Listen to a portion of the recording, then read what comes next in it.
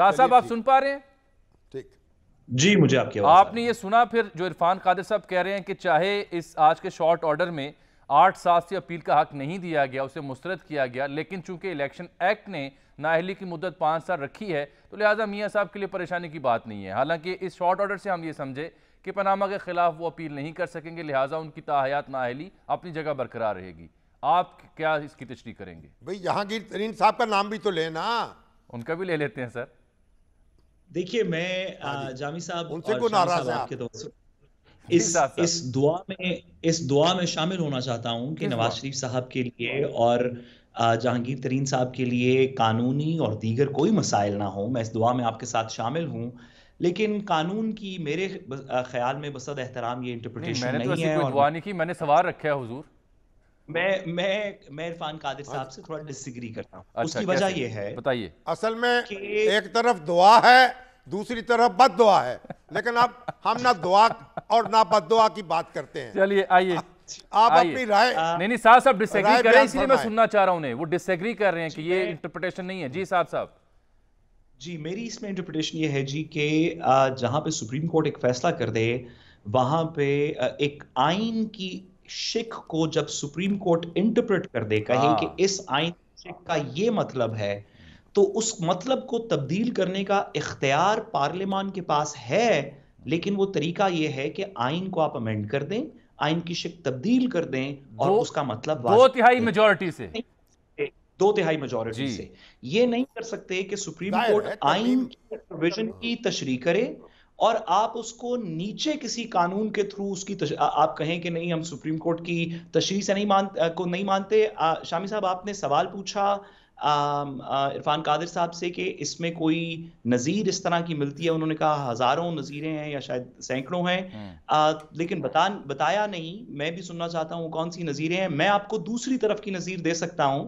एक ऐसे केस में जो आपको भी याद होगा, 2012 का केस था, जहां पे कंटेम्प्ट ऑफ कोर्ट का एक नया कानून पास किया गया।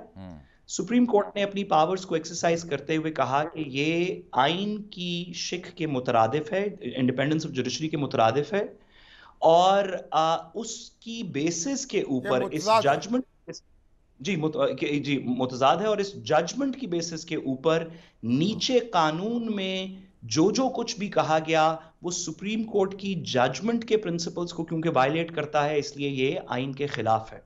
ऐसी जजमेंट जो आइन को इंटरप्रेट करती थी, ये सेम प्रिंसिपल मेरे ख्याल में यहां पे अप्लाई होगा।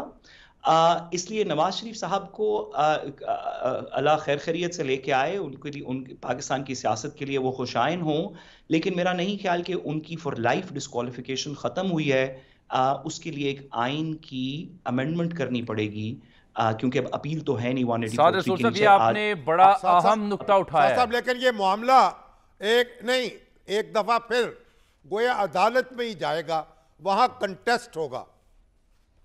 जी बिल्कुल, ये हो सकता है कि अदालत में जाए, लेकिन शामी साहब, जैसे कि आपने आज देखा कि जहां पे 10-5 से फैसला आया है, वहां पे भी और इन अपील्स को और इन पिटिशंस को मुस्तरद किया और कानून को अपहोल्ड किया है, वहां पे भी खास तौर पे 8 जज साहिबान ने कहा कि माजी की अपीलें हम नहीं सुन सकते।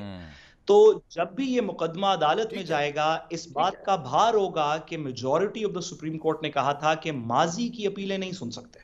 आइंदा के लिए ये कानून लगेगा। नहीं, साथ साथ ये माजी की अपील नहीं होगी।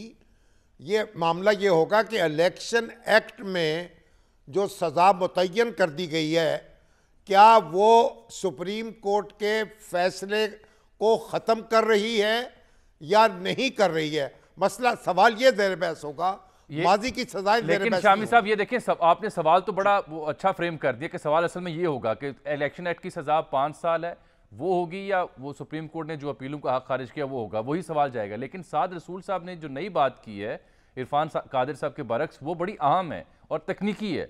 वो ये कहते हैं कि जब सुप्रीम कोर्ट ने आइन की किसी शिक की तशरीह कर दी जिसके तहत उन्हें ताहयात नाअहल किया गया, तो एक सादा एक्ट जो इलेक्शन एक्ट आया पार्लियामान की जानिब से, वो उस पर भारी नहीं हो सकता, उसके लिए आइनी तरमीम दरकार है 2/3 से। ये बात तो बहुत वजनी और मुदल्लल है। और मैं इसमें एक बात तो सुनिए कि नाअहली जो है वो मुअस्सर बे माजी नहीं है।